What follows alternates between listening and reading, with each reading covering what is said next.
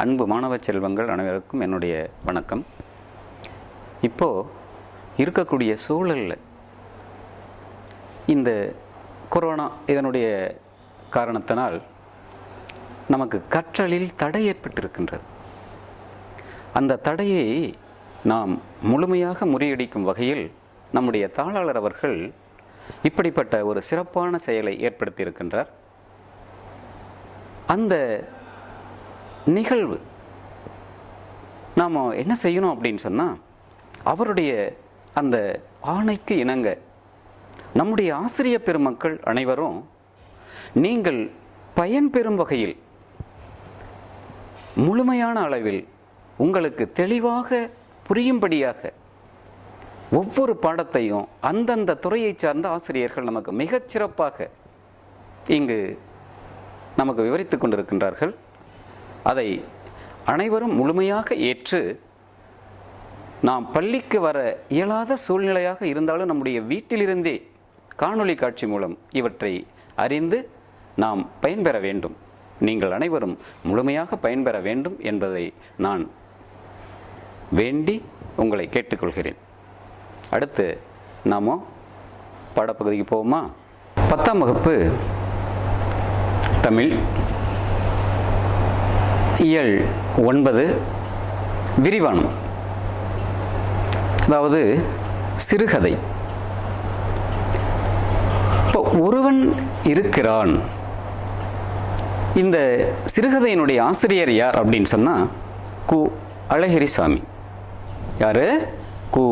அழகிரிசாமி. இப்போ சிறுகதை என்றாலே அது அதற்குரிய இலக்கணம்.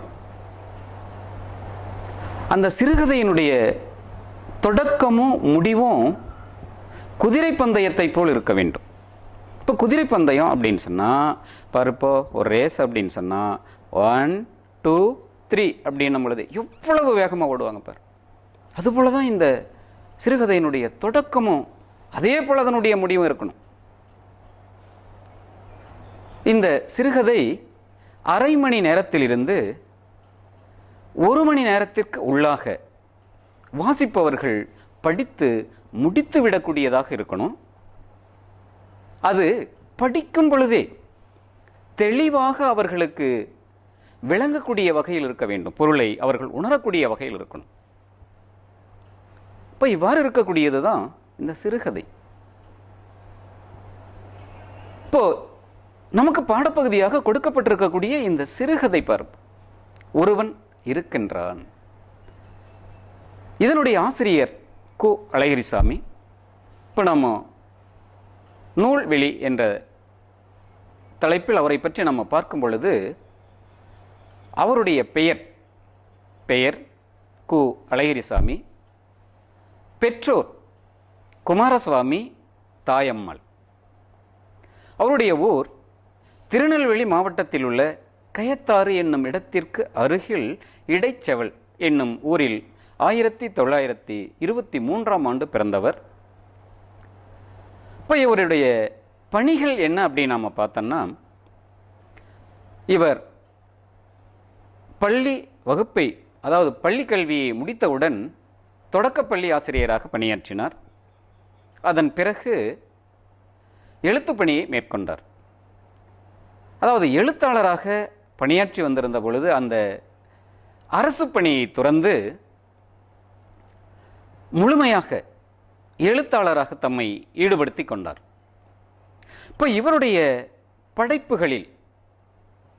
படைப்புகள் எவ்வாறு இருக்கும் அப்படின்னு சொன்னால், மென்மையான நகைச்சுவையும் சோக இழையும் ததும்பும் வகையில் இவருடைய படைப்புகள் அனைத்தும் இருக்கும். இவருடைய கதைகளில் மென்மையான நகைச்சுவை, சோக இலை ததும்பும் வகையில் இவருடைய கதைகள் அனைத்தும் இருக்கும். அதில் குறிப்பாக சொல்ல போனால் ராஜா வந்திருக்கிறார் என்ற ஒரு சிறுகதை, இவருடைய படைப்புகளில் அந்த ராஜா வந்திருக்கிறார் என்ற ஒரு சிறுகதை எல்லோராலும் போற்றக்கூடியது. அந்த மென்மையான நகைச்சுவையும் சோக இழையும் அதில் ததும்பி இருக்கும். மேலும் இவர் பல இதழ்களில் பணியாற்றியவர். கரிசல் காட்டு எழுத்தாளர்கள் வரிசையில் மூத்தவர் இவர். கி. ரா அவருக்கு எழுதிய கடிதம் இலக்கிய தரம் வாய்ந்தவைகள். இவர் எழுதிய கடிதங்கள் யாருக்கு? கி.வா. ராவுக்கு எழுதிய கடிதங்கள் இலக்கிய தரம் வாய்ந்தவை. இப்போ பல இதழ்களில் பணியாற்றிய இவர் மலேசியாவில் இவர் இருக்கும் பொழுது அங்குள்ள படைப்பாளிகளுக்கு படைப்பு பற்றிய பயிற்சியையும் அளித்தவர் இவர். படைப்பாளிகளுக்கு படைப்பு பற்றிய அந்த பயிற்சியையும் அளித்தவர். பதிப்புத்துறை, நாடகத்துறை என பல துறைகளில் முத்திரை பதித்தவர். மேலும் தமிழ் இலக்கியத்தில் ஆர்வம் கொண்டு திறனாய்வு நூல்களையும் இவர் பல படைத்துள்ளார். பல நூல்களையும் இவர் படைத்துள்ளார். இவருடைய மறைவிற்கு பிறகு இவருக்கு சாகித்ய அகாதமி விருது அளித்தது. எப்போ கிடைச்சது இவருக்கு? இவருடைய மறைவுக்கு பிறகுதான் இவருக்கு சாகித்ய அகாதமி விருது வழங்கப்பட்டது. நுழையும் முன், இப்போ இந்த நுழையும் முன் என்பதில் இந்த கதையை பற்றி, இந்த சிறுகதையை பற்றி ஒருவன் இருக்கின்றான் என்ற இந்த கதையினுடைய அந்த பொருள் எவ்வாறு இருக்குது பார். துணையின்றி வாழும் நிலை இறங்கத்தக்கது. எது? துணையின்றி வாழும் நிலை இறங்கத்தக்கது. எப்படிப்பட்டவரும் பிறரது துணையை சார்ந்து இருக்க வேண்டிய நிலை இருக்கிறது. எப்படிப்பட்டவராக இருந்தாலும் பிறரது துணையை சார்ந்துதான் வாழ வேண்டும் என்ற அந்த நிலை இருக்கிறது. இப்போ துணையே இல்லாமல் இருக்கின்றார் என்று ஒருவரை அலட்சியம் செய்யும் பொழுது அவருக்கும் துணை ஒன்று இருக்கின்றது என்று நாம் அறியும் பொழுது நம்முடைய செயலை எண்ணி, நம்முடைய செயலால் நம்முடைய மனதிற்கு அந்த குற்ற உணர்ச்சி தோன்றும் வாய்ப்பு இருக்கிறது. இப்போ எப்படிப்பட்டவருக்கும் ஒரு துணை வேண்டும். அந்த துணைதான் மனிதத்தின் வேருக்கு நீர். அந்த துணைதான் என்ன? மனிதத்தின் வேருக்கு நீர். அதில்தான் மனிதம் தலைக்கும். மனிதம் தலைக்கும். இப்போ பார், அவருடைய படைப்புகளில் ஒரு சிறு நிகழ்வை நாமோ எடுத்துக்காட்டுக்காக பார்த்துட்டு அப்புறம் பாடப்பகுதிக்கு நாமோ போவோம். இப்போ ராஜா வந்திருக்கிறார் என்ற ஒரு சிறுகதை. அதில் பள்ளி மாணவர்கள், 5ஆம் வகுப்பு படிக்கக்கூடிய 2 மாணவர்கள், அதில் ஏழ்மை நிலையில் இருக்கின்ற ஒரு மாணவனினுடைய தம்பியும் தங்கையும், அவர்கள் 3ஆம் வகுப்பும் 1ஆம் வகுப்பும் படித்துக் கொண்டிருக்கின்றார்கள். பள்ளி விட்டதும் மாலையில் இவர்கள் பள்ளியிலிருந்து வீட்டிற்கு செல்லும் பொழுது அதற்குள்ளாகவே ஒரு நகைச்சுவையான நிகழ்ச்சி. இந்த செல்வந்தரோட குடும்பத்தைச் சேர்ந்த பையன் ராமசாமி என்பவன், எங்கள் வீட்டில் எனக்கு சில்க் சட்டை இருக்குது, உங்கள் வீட்டில் இருக்கா கேட்குறான். அதுக்கு இவன் பதில் சொல்லணும் இல்லையா? அந்த ஏழை சிறுவன் அவனால் பதில் சொல்ல முடியல. அதுக்கு என்ன சொல்றதுன்னு தெரியல. அவனுடைய அந்த தங்கை, 1ஆம் வகுப்பு படிக்கக்கூடிய தங்கை மங்கம்மாள் என்பவள், எங்கள் வீட்டில் நூல் சட்டை, தடிப்பான நூல் சட்டை இருக்கு, அது ரொம்ப நாளைக்கு தாங்கும், கிழியாது, அப்படிப்பட்ட நூல் சட்டை உங்கள் வீட்டில் இருக்கா கேட்குற. அதற்கு எதிர்த்தாப்புல உடனே பதில் சொல்லாமல் சொல்கிறான். அந்த பையன் கேட்குறான், எங்கள் வீட்டில் 10 கறவை மாடுகள் இருக்குது, உங்கள் வீட்டில் இருக்கா? உடனே அவன் சொல்கிறான், எங்கள் வீட்டில் 6 கோழிகள் இருக்குது, உங்கள் வீட்டில் இருக்கா? இப்படின்னு சொல்லி நகைச்சுவையாக இந்த பசங்க விளையாடிக்கிட்டே அவங்களுடைய வீட்டை நோக்கி செல்லும் பொழுது வீடு வந்து விட்டது. இப்போ அவன் வீட்டுக்கு போயிடுறான். வீட்டுக்கு போன உடனே அடுத்த நாள் தீபாவளி. அதனால் அந்த தீபாவளிக்காக இந்த ஏழ்மை நிலையில் இருக்கக்கூடிய அந்த பெற்றோர்கள் தங்களுடைய 3 குழந்தைகளுக்கும் புத்தாடை வாங்கிட்டு வந்து வச்சுருக்காங்க. இதை போன உடனே அவங்க அம்மா சொல்கிறாங்க, உங்களுக்கு ஐயா புத்தாடை வாங்கிட்டு வந்து வச்சுருக்கிறாங்க அப்படின்னு சொன்ன உடனே ஓடி போயிட்டு எடுத்து 3 பேரும் அவங்களுடைய அந்த புத்தாடை எடுத்து பார்க்குறாங்க. ஏன்னா குழந்தைகளுக்கு புத்தாடை என்றாலே அவ்வளவு மகிழ்ச்சி, குதூகலம் அவர்களுக்கு. அப்போவே அவர்கள் அந்த தீபாவளியை கொண்டாடி விட்டதை போல் அவர்களுக்கு இருக்கிறது. அன்று இரவு உணவிற்கு பிறகு இவர்கள் படுத்து உறங்கிக் கொண்டிருக்கும் பொழுது நடு நிசியில் இந்த சிறுவர்கள் இருவரும் வீட்டிற்கு வெளியே போனார்கள். அவர்களினுடைய முருங்கை மரத்தடியில் இவர்கள் இருக்கும் பொழுது, அதாவது சிறுநீர் கழித்து கொண்டிருக்கும் பொழுது, அருகே அந்த ஜமீன் வீட்டிலிருந்து அவர்கள் எரிந்த அந்த எச்சில் இலையில் இருக்கின்ற அந்த பருக்கைகளை ஒரு 8 வயது மதிக்கத்தக்க ஒரு சிறுவன், ஒரு கோவணை மட்டும்தான் அவன் கட்டியிருக்கிறான். தீபாவளி என்றாலே ஐப்பசி மாதம் இல்லையா, குளிர்காலம், குளிரில் நடுங்கிக்கிட்டு அதில் இருக்கின்ற அந்த பருக்கைகளை அப்படியே எடுத்து சாப்பிட்ருக்கிறான். இந்த பசங்க 2 பேரும் சொல்கிறானுங்க, ஐயே இப்படி போய் சாப்பிட்றதான்னு சொல்லி. ஏன்னா வீட்டிற்கு வெளியே சென்ற இந்த சிறுவர்கள் வர நேரமானதால் அவனுடைய அம்மாவை எந்திரிச்சு வந்து பார்த்தாங்க. இந்த பையனை கேட்டாங்க யார் என்று. அவனை விசாரிக்கும் பொழுது அவனுடைய பெயர் ராஜா, யாருமற்ற அனாதை சிறுவன் அவன் என்பதை அறிந்து அவனையும் தன்னுடைய வீட்டுக்கு கூட்டிகிட்டு வந்துட்டாங்க.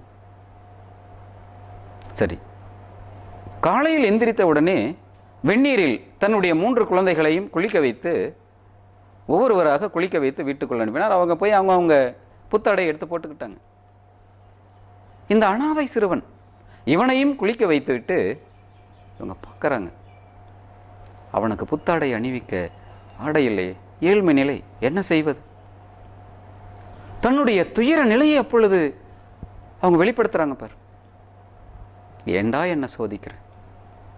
யாரை பார்த்து? இறைவனை நோக்கி ஏன் என்ன சோதிக்கிற? இப்போ அவனுக்கும் எங்களுக்கு வசதி இருந்தால் அந்த அனாதை சிறுவனுக்கும் புத்தாடை நாங்கள் வழங்கியிருக்க முடியுமே, ஐயோ இல்லையே என்று அந்த புத்தாடையோடு அந்த ஏழை, அதாவது அந்த குழந்தைகளினுடைய தந்தை தனக்கு ஒரு துண்டு வாங்கி வந்து வைத்திருந்தார்.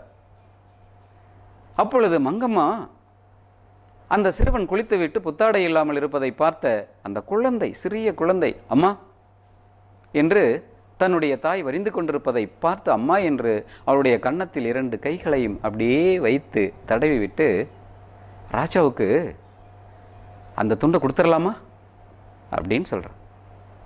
அப்பொழுதுதான் அவளுக்கு அந்த துண்டு இருப்பது நினைவுக்கு வருகின்றது. உடனே எடுத்துக்கொண்டு வந்து ராஜாவுக்கு அவற்றை அணிவிக்கின்றார்கள். ஆனால் அந்த ஜமீன் வீட்டில் எவ்வளவு தடபடலாக நடக்கும் பார் தீபாவளி பண்டிகை.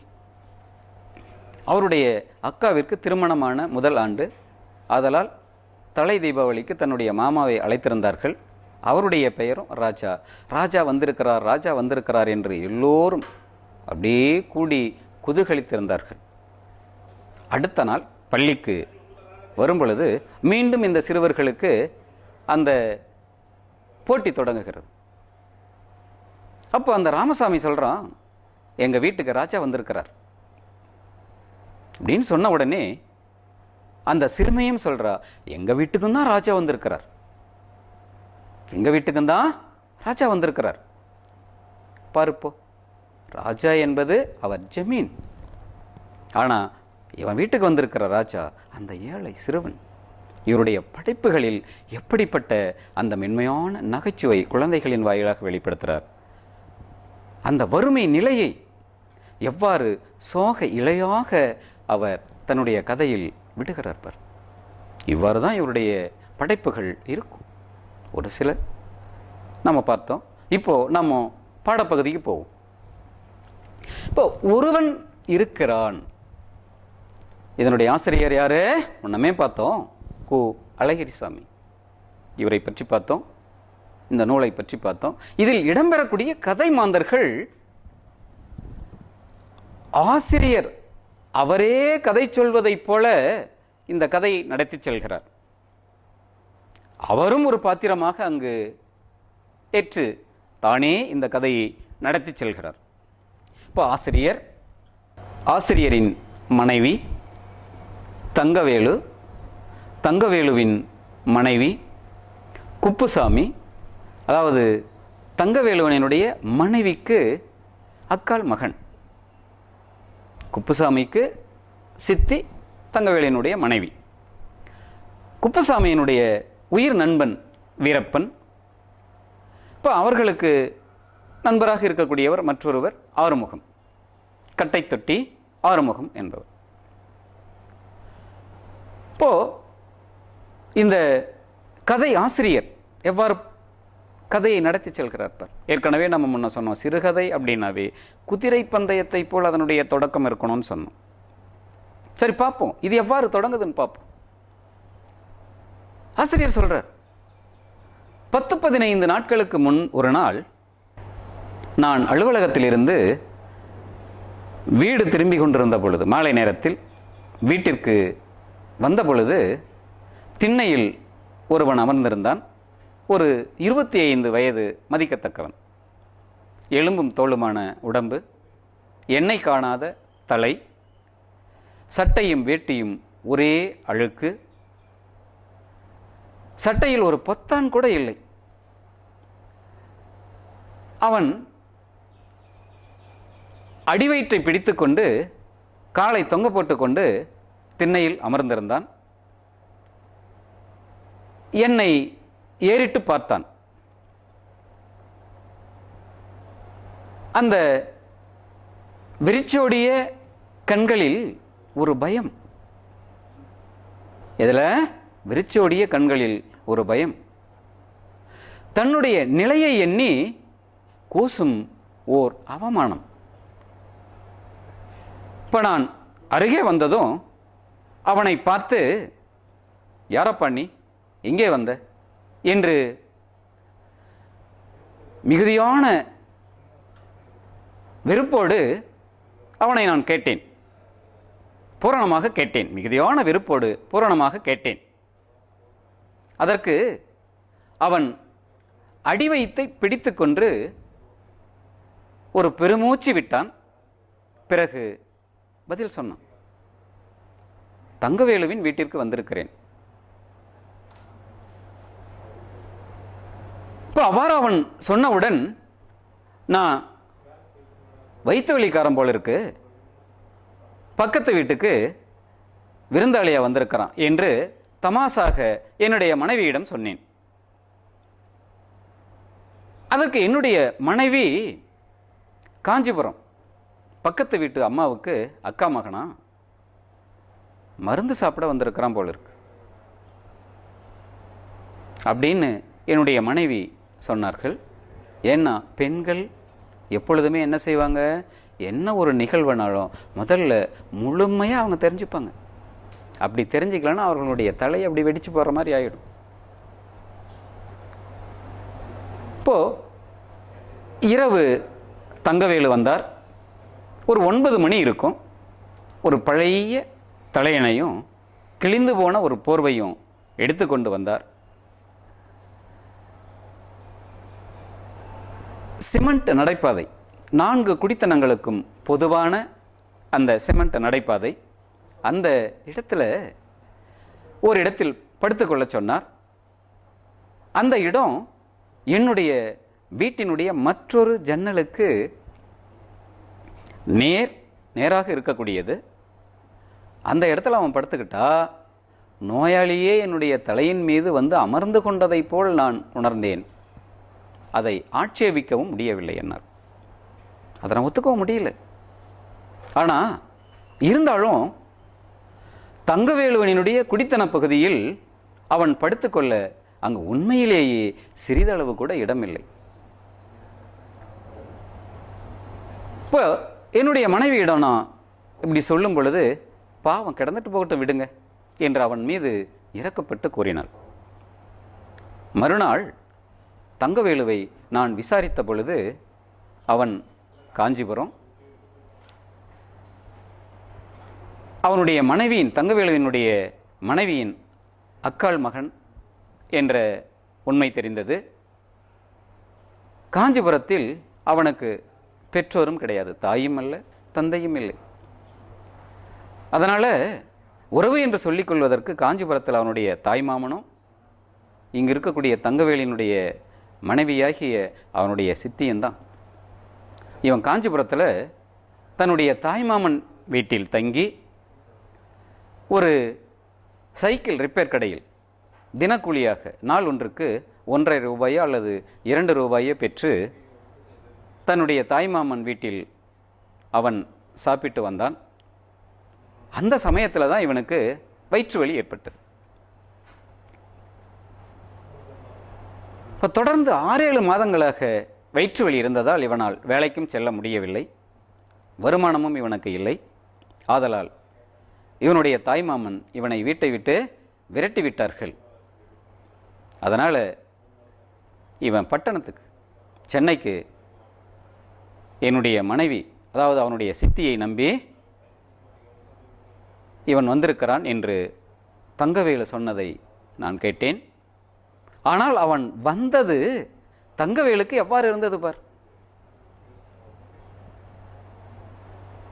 இவ்வாறு தங்கவேலு சொல்லி கொண்டிருக்கும் பொழுது அந்த வயிற்று வலிக்கார பையன் தெருத்திண்ணையில் தான் உட்கார்ந்திருந்தான். தங்கவேலு அவனுக்கு கேட்க வேண்டும் என்பதற்காகவே சற்று குரலை உயர்த்தி இவ்வாறு கூறினார். அவர் சொல்லிய ஒவ்வொரு சொல்லும் எவ்வாறு இருந்தது பார். அவன் மீது குற்றம் சுமத்துவதைப் போலவும், அவன் எதற்காக இங்கு வந்து தொலைந்தான் என்பதைப் போலவும், விரைவில் அவன் சென்றுவிட வேண்டும் என்பது போலவும் அந்த வார்த்தைகளினுடைய பொருள் வெளிப்பட்டன. எனக்கும் அது பிடித்திருந்தது. ஏன்னா அவன் இங்கிருந்து எப்போ தொலைவான் அப்படின்னு தானே நானும் நினச்சிக்கிட்டு இருக்கிறேன். அவனுடைய மனைவிக்கும், தங்கவேலுவினுடைய மனைவிக்கும், தங்கவேலுவை முந்திக்கொண்டு அவனை விரைவில் அனுப்பிவிட வேண்டும் என்று அவள் எண்ணுவதாக என்னுடைய மனைவியின் மூலமாக செய்தியை அறிந்து நான் கொண்ட மகிழ்ச்சிக்கு அளவே இல்லை. ஆனால் இவ்வாறு அவன் அங்கு இருந்ததால் எனக்கு கவலையாக இருந்தது. ஒவ்வொரு நாள் இரவும் அவன் ஓலத்துடனும் நான் மிகுதியான கவலையுடனும் அந்த நாட்கள் கழிந்தன. அவன் வந்த 6ஆம் நாள் தங்கவேலு எதிர்பாராத விதமாக அவனை அழைத்து கொண்டு வெளியே கிளம்ப இருந்தார். நான் அப்படியே எட்டி பார்த்தேன். இவனை சர்க்கார் ஆஸ்பத்திரியில் கொண்டு போய் சேர்த்துவிட அழைத்து கொண்டு செல்வதாக இவர் கூறினார். அதற்கு நானும் ஆமோதித்தேன். ஆமாம்மா, நல்லா கவனிச்சுப்பாங்க, கொண்டு போயிட்டு சேர்க்கறது தான் நல்ல யோசனை என்று சொன்னதை அந்த குப்புசாமி கேட்டான். அவன் கேட்டு என்னை பார்த்து நான் சொல்கின்ற அந்த வார்த்தையின் மீது நம்பிக்கை வைத்து 2 கைகளையும் எடுத்து என்னை கும்பிட்டான். கடவுள் அருளால் நீ விரைவில் குணமடைவாய் என்று நான் வாழ்த்தினேன். அதாவது என்னுடைய வாழ்த்து எவ்வாறு இருந்தது பார். உள்ளுக்குள் வெறுப்பை வைத்துக்கொண்டு அவனை முழுமையாக வாழ்த்துவதைப் போல் இருந்ததை அவன் நம்பி, என் ஆசீர்வாதத்தை அவன் நம்பி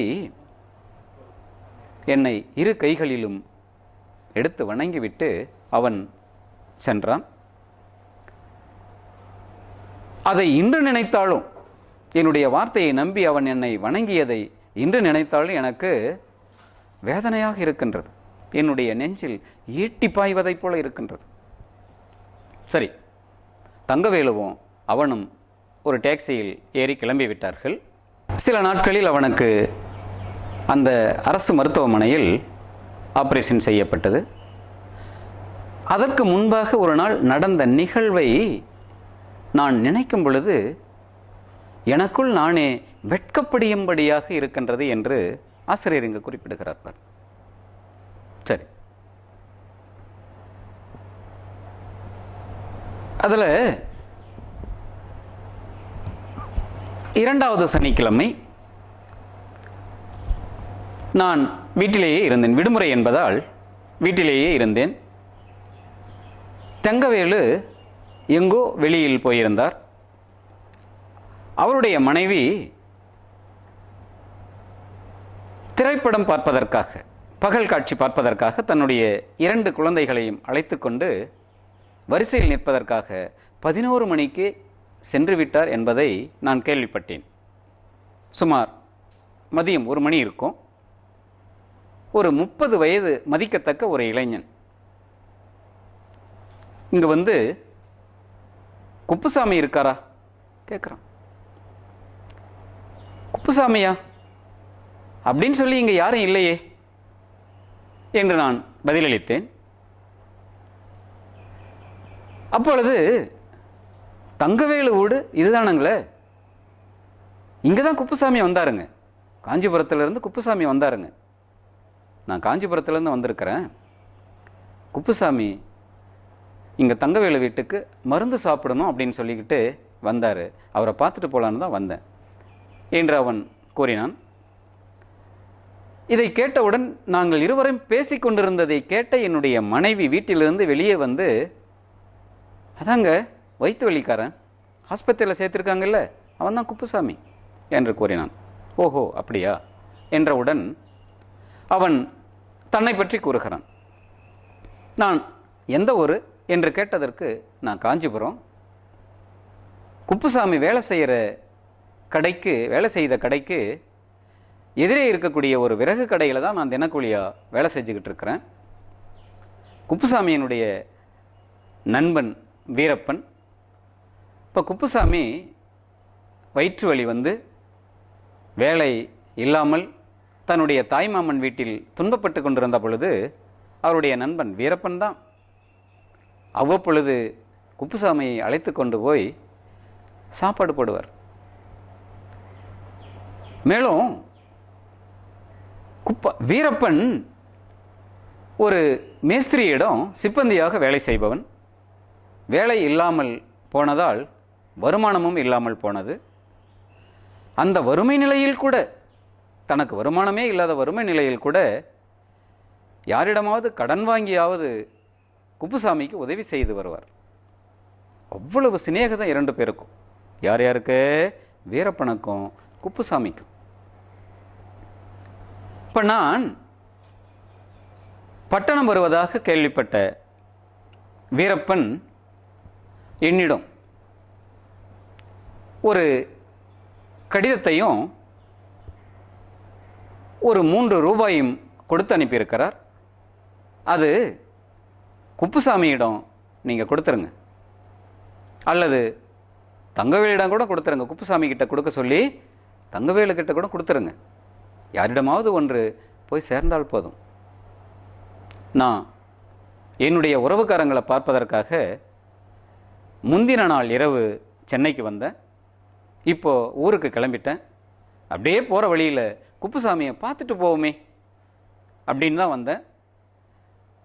அதனால் இதை கொடுத்துருங்க என்று சொல்லி அவன் தன்னுடைய சட்டை பையிலிருந்து அவன் வீரப்பன் கொடுத்த ஒரு கடிதத்தையும் 3 ரூபாயும் எங்களிடம் கொடுத்தான். கொடுத்துவிட்டு மறுகணமே எதையோ யோசித்தான். அவன் ஏதோ கணக்கு போடுவதைப் போல் இருந்தது. அப்படி யோசித்து விட்டு மறுகணமே தன்னுடைய இடது கையில் தொங்கியிருந்த ஒரு துணிப்பையில் கையை விட்டு 2 சாத்துக்குடி பழங்களையும் எடுத்து குப்புசாமியிடம் கொடுத்து விடும்படி கூறினான்.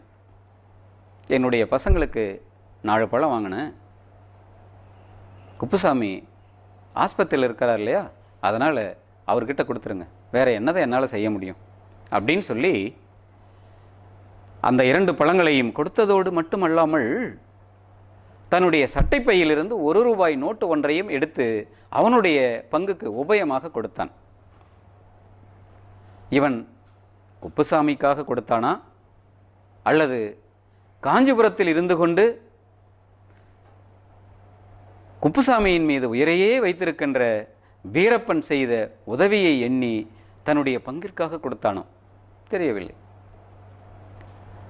இப்போ இவ்வாறு செய்துவிட்டு எங்களிடம் விடைபெற்று கொண்டு அவன் அந்த ஆறுமுகம் கிளம்பிவிட்டார். அவன் கொடுத்த கடிதத்தை பிரித்து நான் படித்து பார்த்தேன். அதில் சில எழுத்து பிழைகளும் தவறுகளும் இருந்தது. அவற்றை திருத்தி நான் இப்பொழுது உங்களிடம் வாசித்து காட்டுகிறேன். என் உயிர் நண்பன் குப்புசாமிக்கு எழுதி கொள்வது: நீ இங்கிருந்து போனதிலிருந்து என்னால் இங்கு இருக்க முடியவில்லை. சதா உன்னுடைய ஞாபகமாகத்தான் இருக்கின்றது. நீ விரைவில் குணமடைய வேண்டும் என்று நான் ஒவ்வொரு நாளும் கோவிலுக்கு சென்று கடவுளை வணங்கி கொண்டிருக்கின்றேன். இப்பொழுது எனக்கு சில நாட்களாக வேலையும் இல்லை, அதனால் வருமானமும் இல்லை. கட்டைத்தட்டு ஆறுமுகம் பட்டணம் போவதாக சொன்னான். அதனால் நான் ஒருவரிடம் 3 ரூபாய் கடன் வாங்கி உன்னிடம் கொடுக்க சொல்லி அவரிடம் கொடுத்து அனுப்பியிருக்கின்றேன். நானே வரலாம் என்றால் இந்த 3 ரூபாயும் பஸ்ஸுக்கே செலவாகிவிடும். ஆதலால் இந்த 3 ரூபாயும் உனக்கு தக்க சமயத்தில் உதவியாக இருக்கும் என்று ஆறுமுகத்திடம் நான் கொடுத்து அனுப்பியிருக்கின்றேன். மேலும் வேறொருவரிடம் கடன் கேட்டிருக்கின்றேன். அது கிடைத்தவுடன் நான் சென்னைக்கு வந்து உன்னை நேரில் காண்பேன், வருகின்றேன். உன்னை பார்க்கும் வரை நான் தின்பது சோறாக இருக்காது, சோறாக இல்லை. இப்படிக்கு உன் நண்பன் க. வீரப்பன், காஞ்சிபுரம் என்று அந்த கடிதத்தில் எழுதியிருந்ததை நான் படித்தவுடன் குப்புசாமிக்காக காஞ்சிபுரத்திலிருந்து உயிரையே வைத்திருக்கக்கூடிய இப்படி ஒரு ஆன்மா இருக்கின்றதா என்று எண்ணும் பொழுது என்னுடைய எண்ணத்தை எண்ணி நான் வேதனை கொள்வதாக இருந்தது. என்னுடைய நெஞ்சில் ஈட்டி பாய்வதைப் போல் இருந்தது. அதை எண்ணும் பொழுது எனக்கு உண்மையிலேயே கண்ணீர் விட்டு அழுவதற்கு, என்னுடைய மனைவியின் முன்பாக நான் அழுவதற்கு எனக்கு வெட்கமாக இருந்தது. ஆதலால் குளியல் அறைக்குள் அந்த கடிதத்தை என்னுடைய மனைவியிடம் நீ இதை படித்துப்பார் என்று கொடுத்துவிட்டு நான் குளியல் அறைக்குள் சென்று கண்ணீர் விட்டு அழுதுவிட்டேன். பின் முகத்தை கழுவிக்கொண்டு நான் வெளியே வந்த பொழுது, அறையிலிருந்து வெளியே வந்த பொழுது என்னுடைய மனைவி கூறினாள், பாவம், ஏழைகள்தான் எவ்வளவு பிரியமாக இருக்கின்றார்கள் என்று அவள் பரவசத்துடனும் உணர்ச்சி வசப்பட்டவளாகவும் கூறினாள். அப்பொழுது நான் அவளிடம் கூறினேன், நாமும் இன்னைக்கு குப்புசாமியை பார்க்க தங்கவேலுவோடு ஆஸ்பத்திரிக்கு போகலாமா என்று நான் என்னுடைய மனைவியிடம் சொன்னவுடன் அதை கேட்ட அவள் ஆச்சரியப்பட்டாள் என்பதை விட ஆனந்தப்பட்டாள் என்றுதான் சொல்ல வேண்டும். சரி, போகலாமே, நீங்கள் கடைக்கு சென்று 1 டஜன் சாத்துக்குடி பழம் வாங்கிட்டு வாங்க. நம்ம சும்மாவா போகிறது, அவனை பார்க்க சும்மாவா போகிறது என்று ஒரே பரபரப்பாக இருந்தாள். அவனை பார்ப்பதற்காக தயாராகி கொண்டிருந்தாள். அப்பொழுது நான் தனிமையில் உட்கார்ந்து கொண்டிருந்தேன். என்னுடைய செயலை நினைத்து நானே வேதனைப்பட்டு கொண்டிருந்தேன், வெட்கப்பட்டு கொண்டிருந்தேன். அவற்றை சொற்களால் விவரிக்கவே முடியாது. காஞ்சிபுரத்தில் இருந்த அந்த வீரப்பனை, குப்புசாமிக்காக உயிரையே வைத்திருக்கின்ற அந்த வீரப்பனை நானும் ஒரு முறை பார்க்க வேண்டும் போல் இருந்தது. குப்புசாமிக்கு மட்டுமா ஒருவன் இருக்கின்றான்? அவனும் எனக்கு ஒருவனாகத்தான் இருக்கின்றான். யாரு? அந்த வீரப்பனும் எனக்கு ஒருவனாகத்தான் இருக்கின்றான். இதுதான் மனித நேயம். இதுதான் என்ன? மனித நேயம். இப்போ மனித நேயம் என்பது என்ன? பார், வீரப்பன் என்ன செயலை செய்திருக்கிறான் பார். தானும் உதவி செய்து தான் செய்கின்ற உதவியை எண்ணிய பிறரையும் உதவி செய்ய தூண்டுகிறான். இதுதான் மனிதநேயம். மனிதநேயம் என்பது அது சொல்லி செய்வதல்ல, தாமே செய்வது, பிற மனிதர்களுக்கு உதவுவது. நாம் செய்கின்ற செயலை எண்ணி அதை பார்த்து பிறரும் தாம் செய்ய வேண்டும் என்று அவர்களை தூண்டுவது, சொல்லி செய்யறதில்ல, தூண்டுவது. இதுதான் மனிதநேயம். இந்த துணைதான் மனிதத்தின் வேருக்கு நீராக இருக்கின்றது. எது? துணைதான் மனிதத்தின் வேருக்கு நீராக இருக்கின்றது. அதில் மனிதம் தழைக்கிறது. இதில்தான் மனிதம் தழைக்கிறது. மாணவர்களே, நாம் இதுவரைக்கும் இந்த சிறுகதையை, ஒருவன் இருக்கின்றான் என்ற இந்த சிறுகதையை பார்த்தோம். இங்கு ஆசிரியரே இந்த கதை நடத்தி செல்வதை போல் இருக்கின்றது. தன்னுடைய செயலை எண்ணி, அதாவது அலட்சியமாக தான் செய்த அந்த செயலை எண்ணி அவரே என்னுடைய வெட்கத்தை, என்னுடைய துயரத்தை சொல்ல விவரிக்கவே முடியாது என்று கூறுவதிலிருந்து இந்த மனித நேயத்தை நாம் அறிவோம். சரி, இப்போ இதில் என்ன வினா வரும் அப்படின்னு சொன்னால் எவ்வாறு வரும்னா, கு. அழகிரிசாமியின் ஒருவன் இருக்கின்றான் இக்கதையில் மனிதநேயத்தை வெளிப்படுத்தும் மாந்தர் குறித்து எழுதுக என்ற வினா அமையும். இதில் இந்த மனிதநேயத்தை வெளிப்படுத்தக்கூடிய மாந்தர் பார்ப்பையார் வீரப்பன், அவனை பற்றி நம்ம விளக்கமாக எழுதலாம். சரியா?